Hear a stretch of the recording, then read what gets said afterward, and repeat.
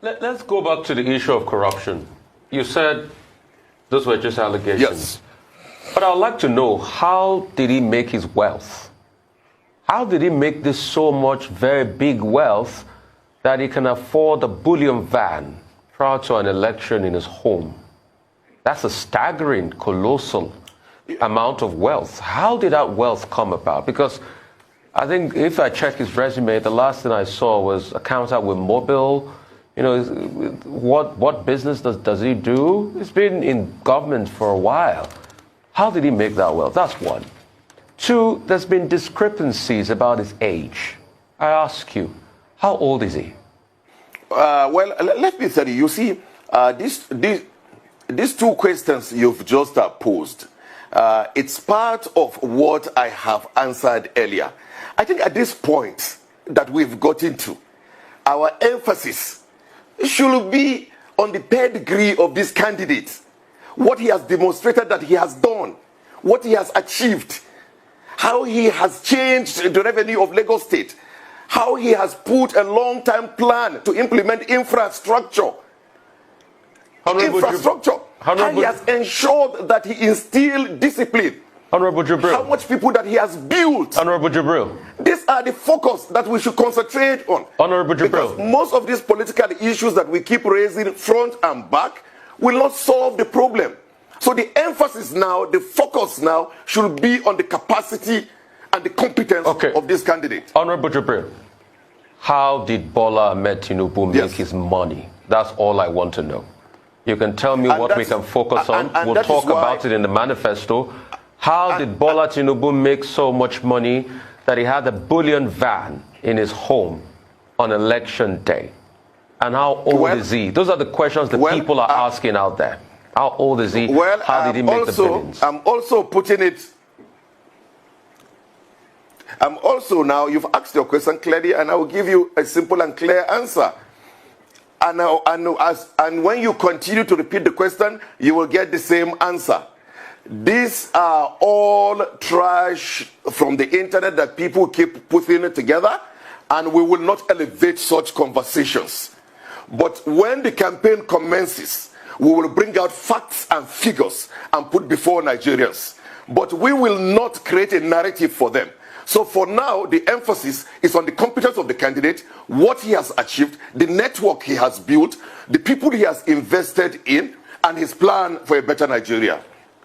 All right. Can I ask you this? How was this trash?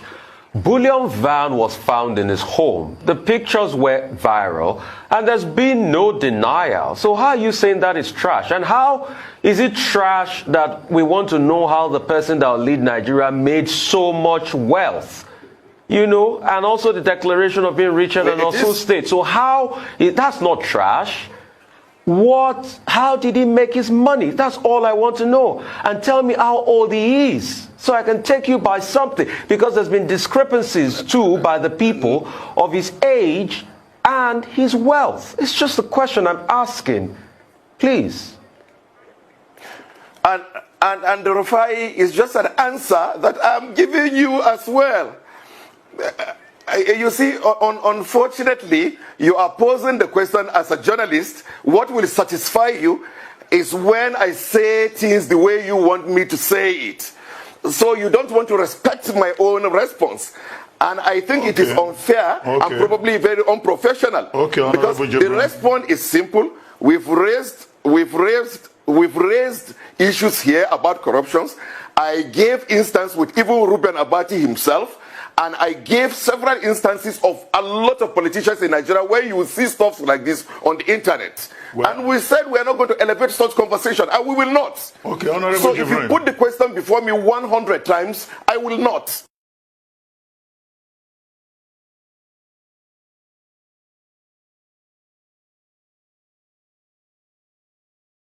How did you make the money? I'm telling you now, the business I'm doing, that I was a brand a market management company that I run.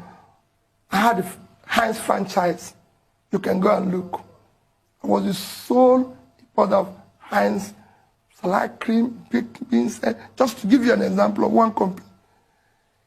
South African breweries, who's the international breweries, I was their sole engineer.